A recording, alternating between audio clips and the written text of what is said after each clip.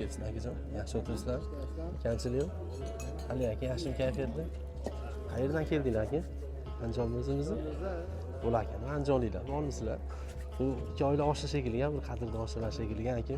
Qadrdonlarim degan so'zlarni mana shunaqa akalarga ishlataman demay, videoni ko'rib turing oxirigacha. Bismillah. Aka, bu taomdan birinchi yeyishizmi? Men doim aytaman, bir marta kelasiz, yaxshi bo'lsa yana kelasiz deyman aka.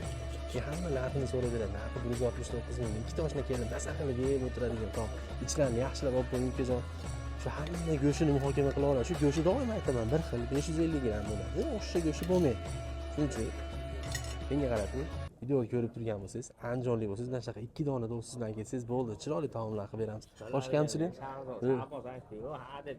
Tailandga, Dubayga borsak gapiryapti, kafir bermaysanmi deb. Aka, biz ustakalarga Andijonda ham andijonchasiga gapirib olamiz lekin aka. Boshqa kamchilik yo'qmi akajon? Aka, yaxshi o'tiringlar. Xo'p, bo'ladi.